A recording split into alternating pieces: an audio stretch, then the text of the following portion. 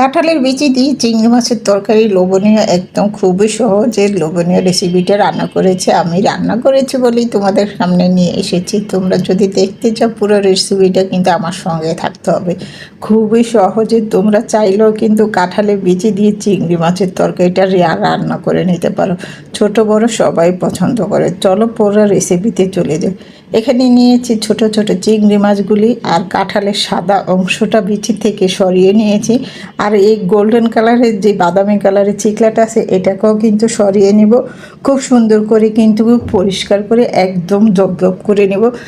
সব কিছু কিন্তু রেডি করে নিয়েছি। চলো কিভাবে আমি কাঁঠালের বিচিটা সিদ্ধ করে নেব। প্রথমেই পানি দিয়ে দিয়েছি। পানি দিয়ে সিদ্ধ করে কিন্তু খোসাটা ছাড়িয়ে নিতে খুবই সহজ। তোমরা চাইলে কিন্তু এই পদ্ধতিটা ব্যবহার করতে পারো।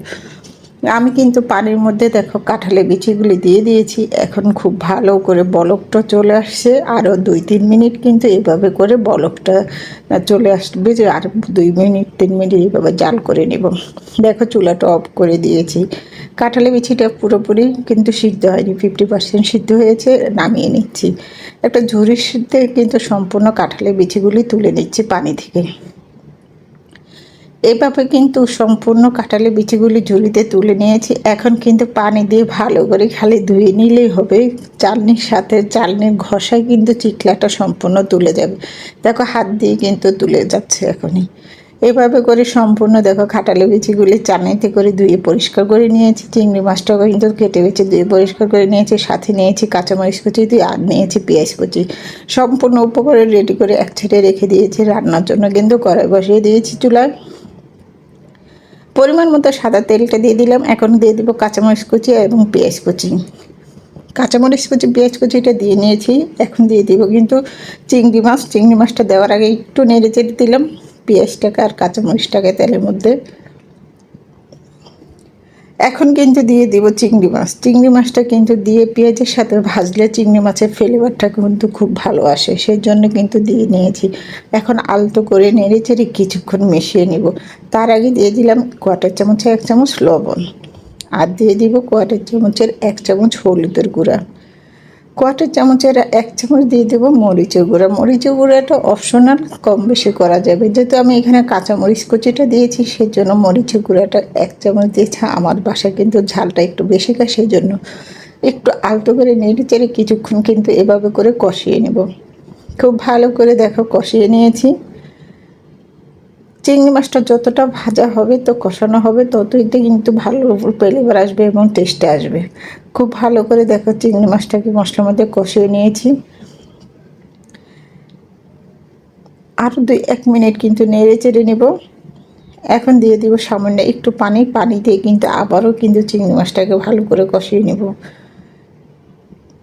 কষানো হয়ে গিয়েছে। এখন দিয়ে দিব কাঁঠালের বিচিগুলি। কাঁঠালের বিচিগুলি সম্পূর্ণ দিয়ে কিন্তু নেড়ে চেড়ে কিছুক্ষণ ধরে এভাবে কষিয়ে নিব, কারণ কাঁঠালের বিচি আর চিংড়ি মাছটা খুব ভালো করে কষালে রান্নাটা কিন্তু জটপট হয়ে যাবে। সেই জন্য আরও কিছুক্ষণ সময় নিয়ে কিন্তু কাঁঠালের বিচিটাকে খুব ভালো করে কষিয়ে নিয়েছি। দেখো আলতো করে নেড়ে চেড়ে খুব ভালো করে কষানোর পরে কিন্তু পরিমাণ মতো ঝোলে পানিটা দিয়ে দিব। ঝোলের পানিটাতে কিন্তু দিয়ে দিয়েছি। এখন আবারও একটু আলতো করে নেড়ে চেড়ে নিয়েছি। বলক আসা পর্যন্ত কিন্তু এভাবে করে নেড়ে চেড়ে দিব। কিছুক্ষণ অপেক্ষা করার পরে আবারও কিছুক্ষণ ঢেকে রান্নাটা বসিয়ে দিয়েছি। মানে ঢেকে রান্না করেছি কিছুক্ষণ। দেখো ঢেকে দিলে কিন্তু খুব জটপটে হয়ে যাবে। কাঁঠালের বিচিগুলি সম্পূর্ণ দেখো গলে গেছে। এইভাবে করে কিন্তু কাঁঠালের বিচি দিয়ে চিংড়ি মাছটা রান্না করলে খেতে খুবই ভালো লাগবে, আর বাচ্চারা তো খুব মজা করে খেয়ে নেবে। এখানে কিন্তু কাঁঠালের বিচি অনেকটাই পুষ্টিকর। এখন দিয়ে দিব ভাজা জিরার গুঁড়া। কোয়াটার চামচের 1/2 চামচ কিন্তু ভাজা জিরা গুঁড়াটা দিয়েছি। জিরা গুঁড়াটা দিলে কি হয়, অনেকটা একদম ফ্লেভারটা খুব ভালো আসে এবং টেস্ট আসে। জিরা গুঁড়োটা দিয়ে কিছুক্ষণ নেড়ে চেড়ে মিশিয়ে নিয়েছি। এখন নামিয়ে নিলাম কাঁঠালের বিচির তরকারিটা। একটা মিশ্রণ বলে বেড়ে তোমাদেরকে দেখাচ্ছি কতটা সুন্দর এবং লোভনীয় হয়েছে।